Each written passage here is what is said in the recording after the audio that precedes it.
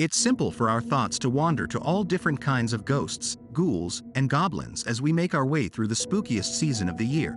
It just seems like the ideal time to curl up on the couch and enjoy some scary stories. This could be due to the thinning of the veil between this world and the afterlife. Or it could also be due to all of the spirit Halloween stores sprouting up in every deserted strip mall like a festive, invasive weed. Fortunately, there are many options available in the wonderful world of anime. We have what you're looking for. Whether you're an experienced genre fan who enjoys hardcore gore or you prefer your creepy creatures with a healthy dose of comic relief. No tricks, only treats. So let's get spooky, dim the lights, and cuddle up with a mug of your favorite fall beverage. Ghost Hunt. Sometimes the only thing you want from a scary story are some good old ghosts and the folks who catch them.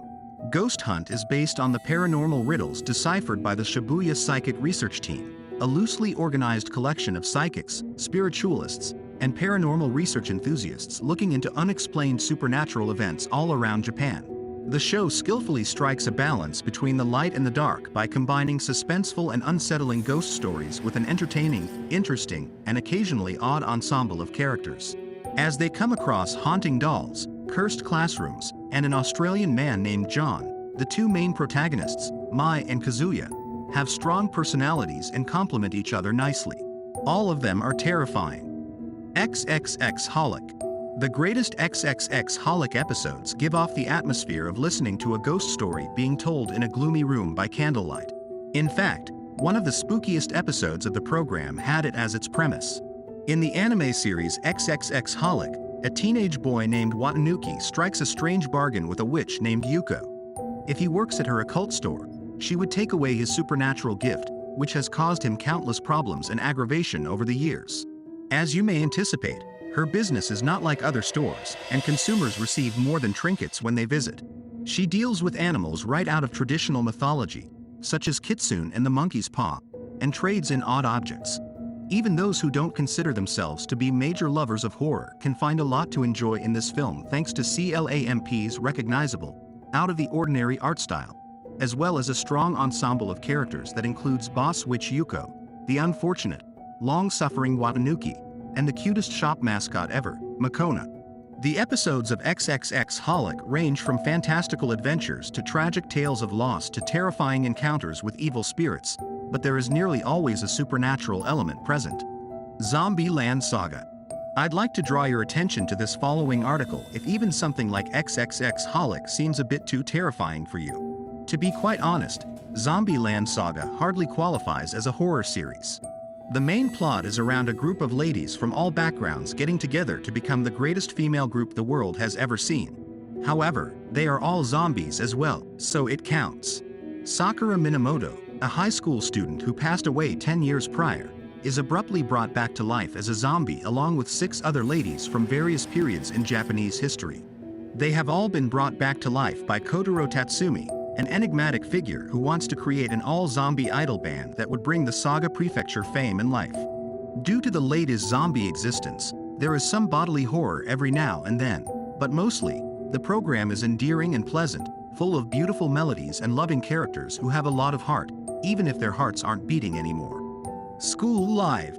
In the deceptively adorable School Live, slice of life meets zombie apocalypse. Yuki Yakia and her pals are the leaders of the School Living Club, an organization devoted to making life at their school better for all students. Except that not everything is as it appears.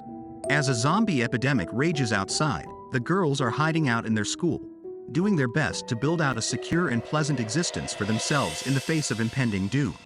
Yuki has withdrawn into a dream world, viewing their day-to-day activities as lovely and commonplace rather than the frantic battle for survival that they truly are, unable to cope with the reality of what is happening. The zombies are only part of the terror of School Live, which focuses on the emotional and psychological toll of being an adolescent girl at the end of the world.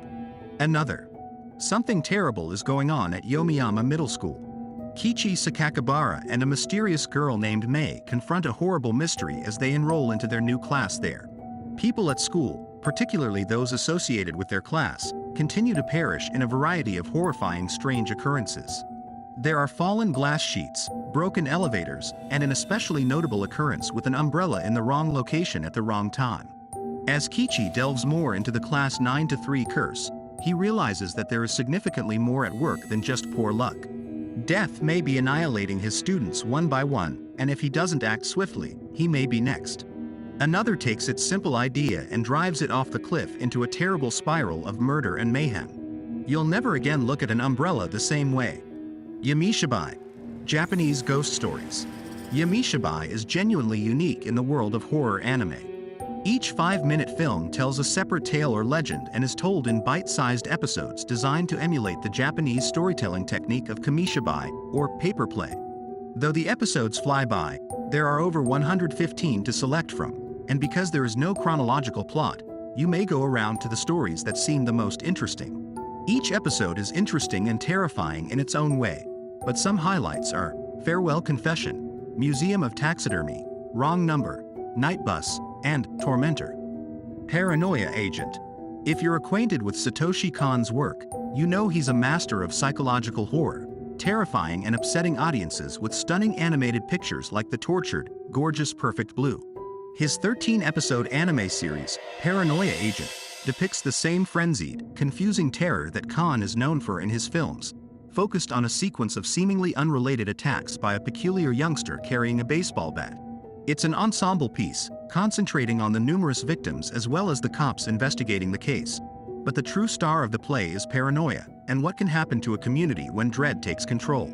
Monster.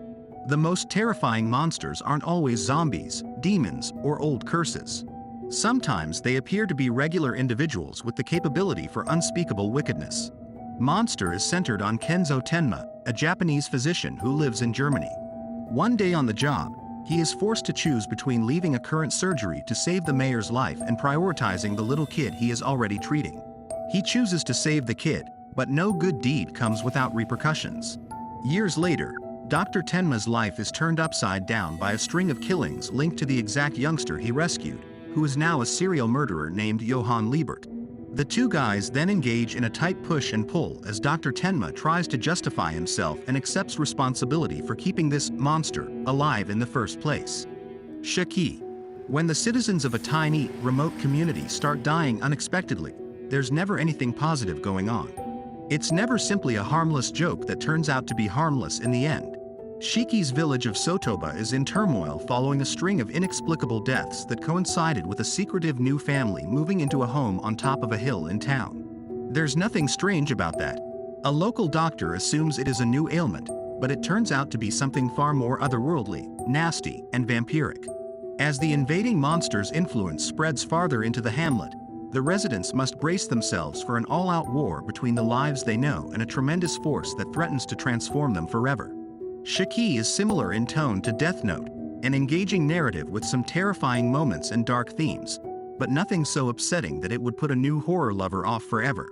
It's an unusual take on the vampire stereotype, combining familiar components with its own distinct taste. Hell Girl. Would you consign someone to hell simply by putting their name into a text field on a mysterious, unassuming website? What would it take for you to pursue such high-stakes demonic vengeance? This is the idea of Hell Girl, in which the desperate and spiteful may exact revenge on those who have wronged them for a price. When someone damns another person, they have sealed the deal on their own soul as well. Though Hell Girl has a continuing story, it usually feels more like an anthology, with each episode focusing on a new individual who has elected to use the website's services, as well as Enma, also known as the eponymous Hell Girl. The representations of hell can be terrifying, but the most frightening aspect of the program is the portrayal of human nature, of petty vengeance and evil intents, and individuals eager to sentence others to an eternity of torture for the slightest offense. Higurashi When They Cry. Higurashi When They Cry is based on the same named series of visual novels and follows a teenager, Keiichi Mibara, as he adjusts to his new life in the tranquil town of Hinamizawa. Despite the drastic shift, he immediately becomes friends with his classmates Rina, Mion, Satoko, and Rika.